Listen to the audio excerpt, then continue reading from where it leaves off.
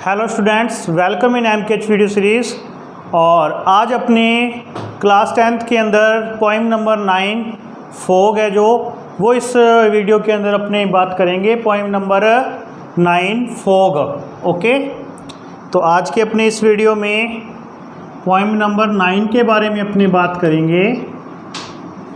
Poem 9 के बारे में बात करेंगे और इस पोइम का नेम है फोग।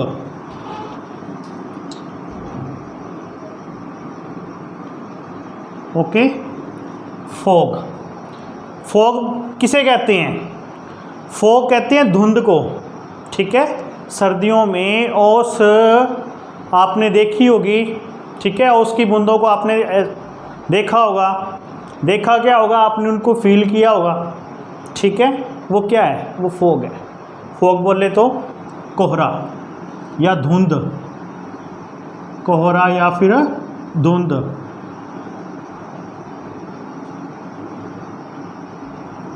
ठीक है, इस कविता को लिखा किसने है?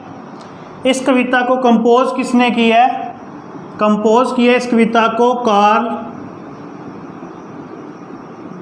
सैंडबर्ग ने।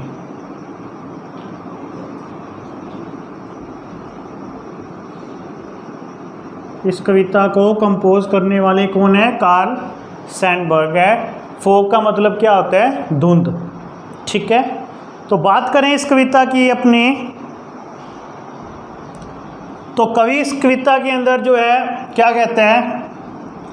The fog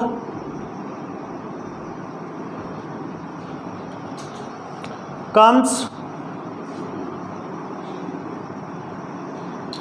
on The fogs come on little cat feet. The fog comes on little cat feet. It sits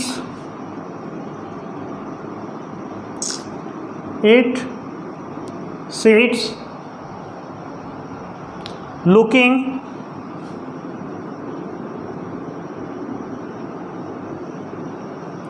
over harbor and city. It sits looking over harbor and city on silent haunches. On silent haunches.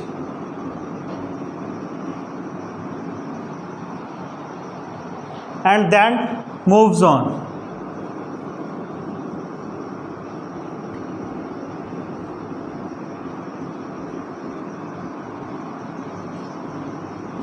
Okay, fog. Fog का मतलब क्या होता है? कोहरा या फिर धुंध। Fog का मतलब क्या होता है? कोहरा या फिर धुंध। ठीक है, कम्स आता है लिटिल कैट फीट, बिल्ली पाँव या बिल्ली के जैसे।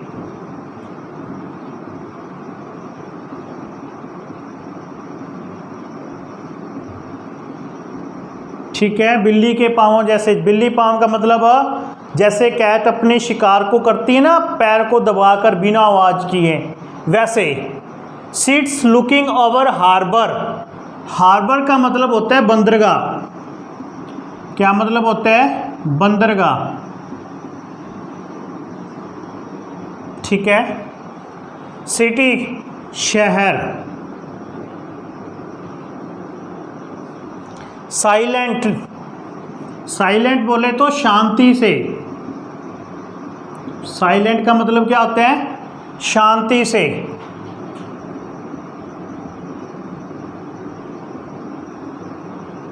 बिना आवाज किए।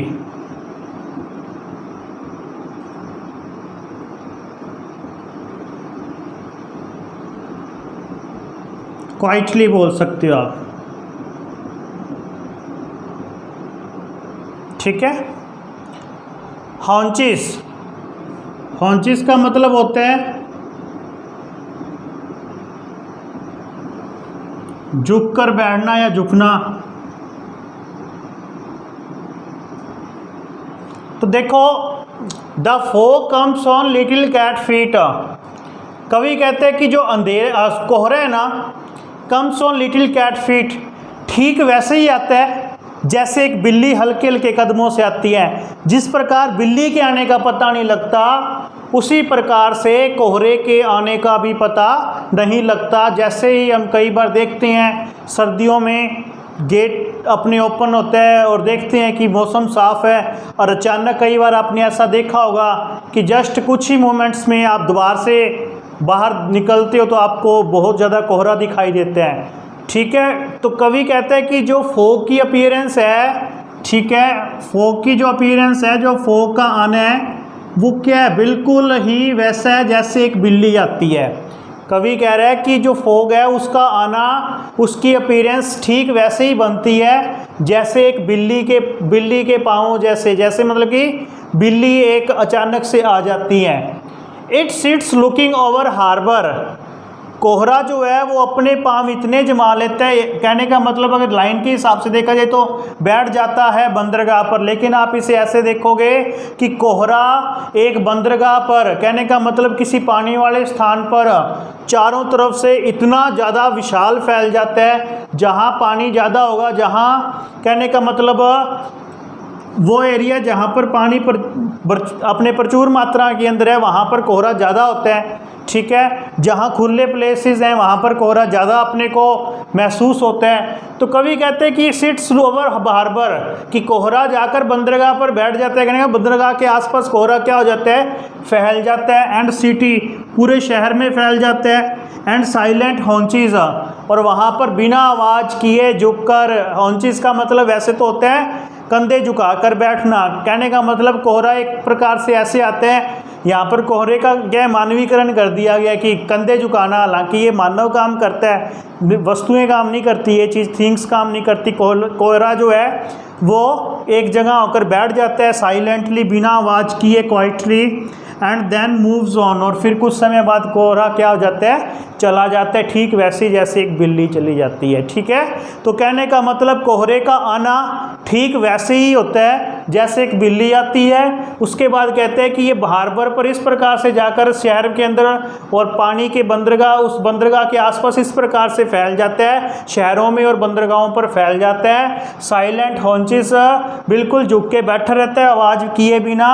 एंड देन मूव्स ऑन, और उसके बाद वहाँ से वो चला जाता है। ये इस पोएम के अंदर अपने को कवि ने कोहरे के बारे में इस एक स्टांजा के अंदर अपने को बताया है। ठीक है, थोड़ा सा अपने इसको पोएम को थोड़ा सा इजीली वर्ड्स के अंदर अपने थोड़ा और समझ लेते हैं, इसको आसान शब्दों के अंदर और समझ लेते हैं।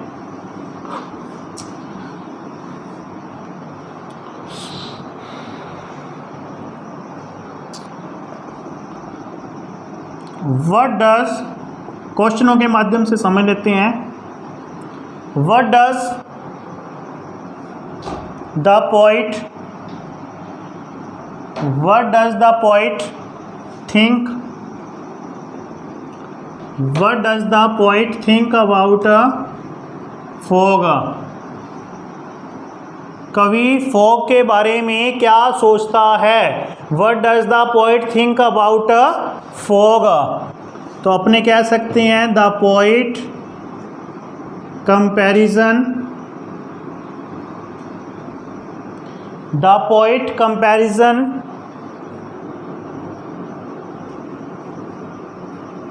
द पोइट कंपैरिजन की जगह यहाँ पे अपने लिखेंगे कंपेयर। ठीक है, the poet compares fog to cat, कवि जो है फॉग कंपेयर करता है किसकी, फॉग की किसके साथ, कैट के साथ, बिल्ली के साथ। ठीक है, इट्स फीचर्स ऑलमोस्ट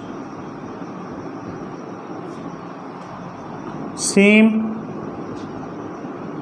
लाइक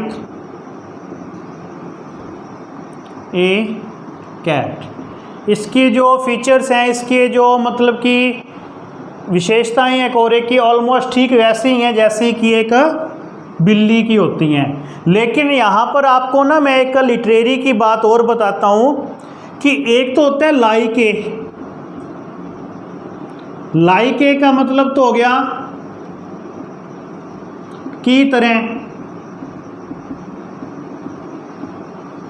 ठीक है।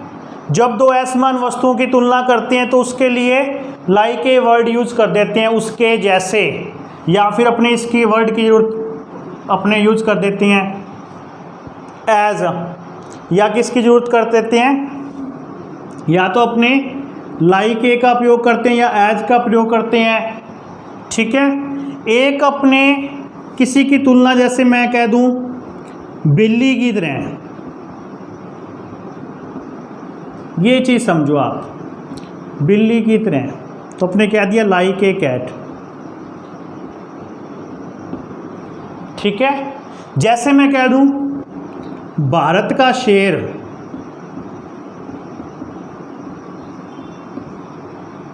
ठीक है। जैसे मैं कह दूं भारत का शेर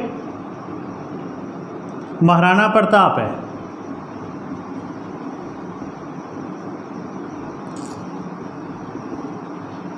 अब देखो इन दोनों लाइनों में फ़र्क है या नहीं है। एक तो मैंने कह दिया बिल्ली की तरह, ठीक है। एक मैं कह दूं भारत का शेर महाराणा प्रताप है, तुलना तो महाराणा प्रताप की भी शेर से की है, लेकिन दोनों के अंदर फ़र्क आ गया।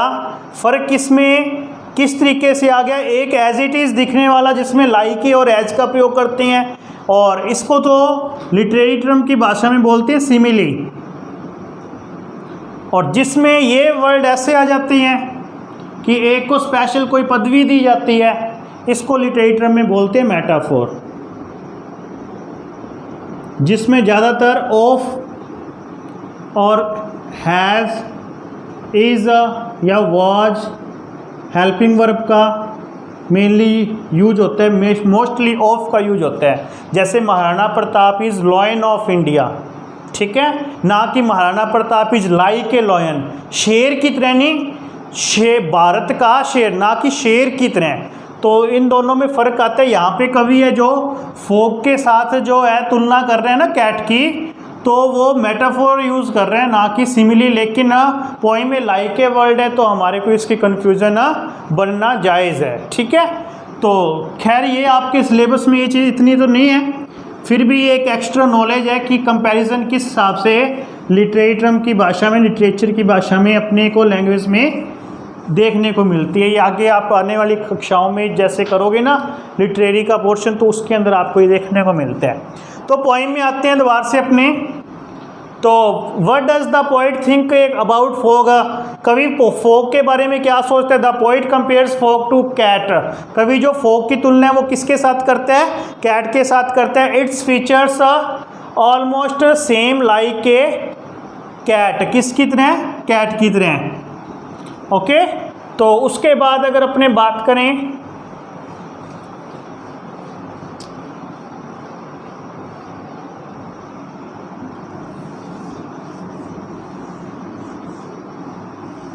इस पोइम की बात अगर अपने आगे करें कि इस पोइम के अंदर कवि ने और क्या बताया, तो इस पोइम के अंदर अपने ये बात कर सकते हैं, हाउ डज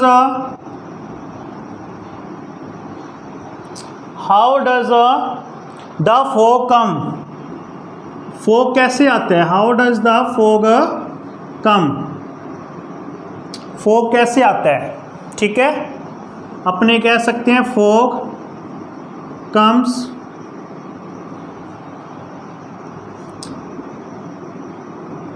वेरी साइलेंटली, बहुत ही शांति से आता है, या कह सकते हैं लाइक ए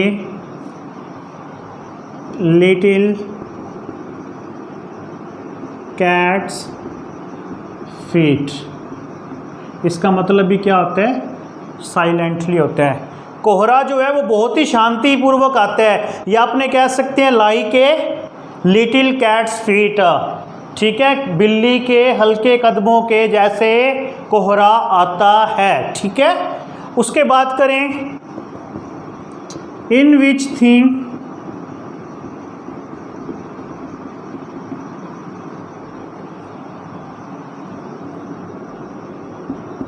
इज मेंशन, आप इसको ऐसे करो, इस क्वेश्चन को अपने ऐसे बनाते हैं,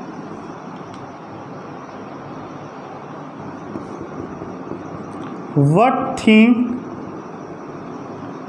is mention in this poem, इस कविता में किस चीज़ को मेंशन किया गया है, इस कविता में किस चीज़ को मेंशन किया गया है। तो अपने कह सकते हैं इन दिस पोएम, इस कविता में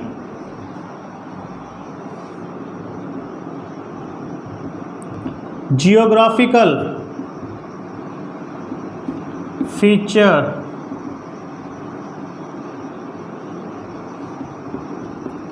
फॉग इज मेंशन, इस कविता में किसको मेंशन किया गया बेटा, फॉग को। और फॉग क्या है, एक जियोग्राफिकल फीचर्स है, भौगोलिक विशेषता है।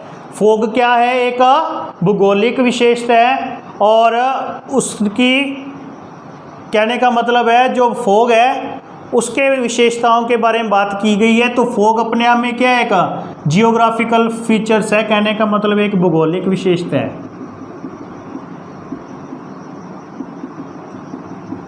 ठीक है। और इस पॉइंट से क्या बन सकता है वो अपने देख लेते हैं।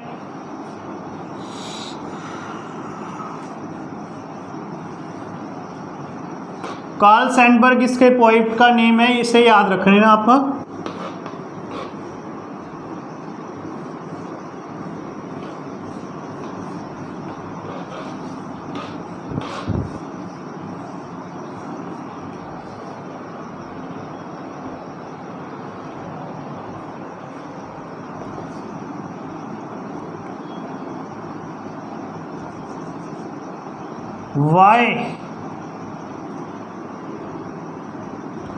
Why is the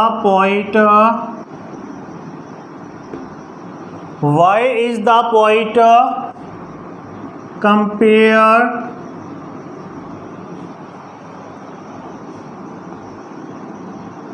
to fog with a cat? कवि ने फॉग की तुलना कैट के साथ क्यों की है, फॉग्स एक्टिविटीज़, जो फॉग की जितनी भी एक्टिविटीज़ है ना, ए जस्ट लाइक, वो ठीक वैसे ही है एक कैट, जैसे एक बिल्ली की होती है। सो इसलिए द पोइट, कवि ने कंपेयर किया है किसको, फॉग टू कैट, फॉग को किसके साथ कंपेयर किया है, या किसके साथ या किससे कंपेयर किया है, कैट के साथ। इस प्रकार इस कविता के अंदर बिल्कुल ही शॉर्ट वे में एक ही स्टांजा के अंदर कवि कार्ल सैंडबर्ग ने फॉग के विशेषता के बारे में बताया है, उसकी कंपैरिजन एक बिल्ली के साथ करते हुए। लेकिन लिटरेरी टर्म की भाषा में बोला जाए तो, लिटरेचर की भाषा में बोला जाए, फिगर्स ऑफ स्पीच की भाषा में, लैंग्वेज में बोला जाए तो यहाँ पे उसने मेटाफर यूज़ किया है। In this poem fog the poet, इस poem is composed by Carl Sandburg. In this poem the poet compared fog to cat's feet, little feet, both activities are just like, both activities are same, दोनों की जो activities होती हैं वो क्या होती हैं, समान होती हैं। Fog just comes like a cats little feet, जैसे कैट अपनी लिटिल फीट के साथ एकदम से आ जाती है, ऐसी फॉक्स का कंपेयर होता है, उसकी तुलना की गई है, वो भी वैसे ही आता है। Here false appearance, is just like a cat. यहाँ पर जो फॉक्स की अपीयरेंस है ना, वो भी एक कैट की तरह अचानक से ही होती है। तो इस प्रकार से इस कविता में फॉग के बारे में कवि ने बताया, जिसका मतलब होता है कोहरा या फिर धुंध। तो ये थी आपकी 9th पोइम, जो बिल्कुल ही शॉर्ट वे में आपको इस चैप्टर के अंदर, इस पोइम के अंदर कवि ने डिस्क्राइब मेंशन की है इन लाइनों को, इस स्टांजा की लाइन्स को। तो आई होप, उम्मीद करता हूँ मैं ये पोइम आपको बहुत बढ़िया समझ आई होगी। और इसी प्रकार से अपनी और भी वीडियोस आगने वाले चैप्टर्स में और बनाएंगे, तो आपको बने रहिए हमारे साथ। तो मिलते हैं अपने नेक्स्ट वीडियो में एक नए चैप्टर के अंदर। Thank you.